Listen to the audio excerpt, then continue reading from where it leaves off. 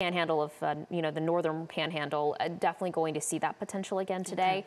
We're just dealing with a lot of heat, a lot of instability, and we're kind of on the outskirts of that severe threat. And that's why we have a marginal risk, which is a level 1 out of 5 for the likelihood of seeing strong to severe storms. We could see an isolated strong storm with strong winds. We saw that yesterday, and with maybe even some small hail.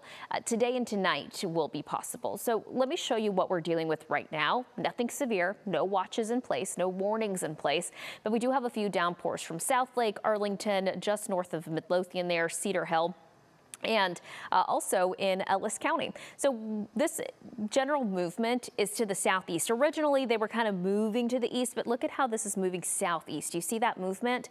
And that's all part of the reason why I'm watching this activity.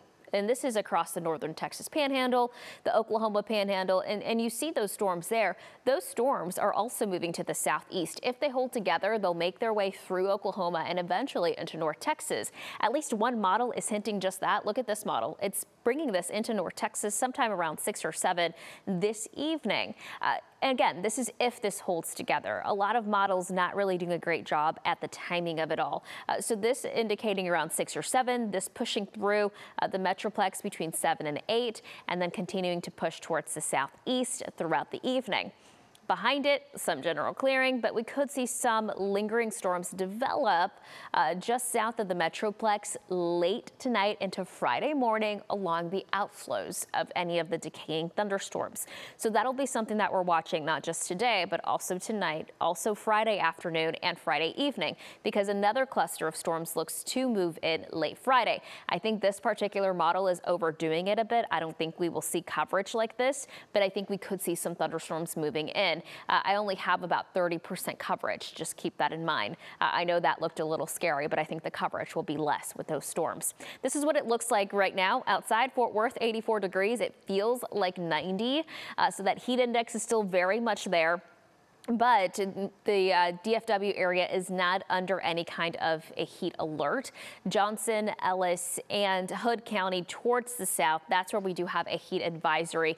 And this is actually for heat index values between 105 to 109. It's 85 right now at DFW Airport, feeling like 90, winds southeast at about 10 miles per hour. This afternoon, we make it to about 92 degrees. That's really close to the normal for this time of the year. I think it'll be slightly warmer across the southwestern counties because we are going to be dealing with just a bit more heat, a bit more humidity. That's where the heat advisory is. So today and tomorrow, low 90s. It'll still feel close to the triple digits when you factor in the humidity.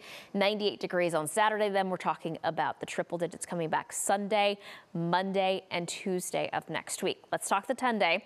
Okay, so today and tomorrow, I need you to be aware that we have rounds of thunderstorms moving into the area. After that, it's the heat ramping back up. 98 Saturday, 102 on Sunday, and we're looking at triple digits through the first part of next week at the very least. But also something that I want you to note is that we don't have any rain chances after Friday. So we'll be dealing with a long stretch of dry weather. As far as triple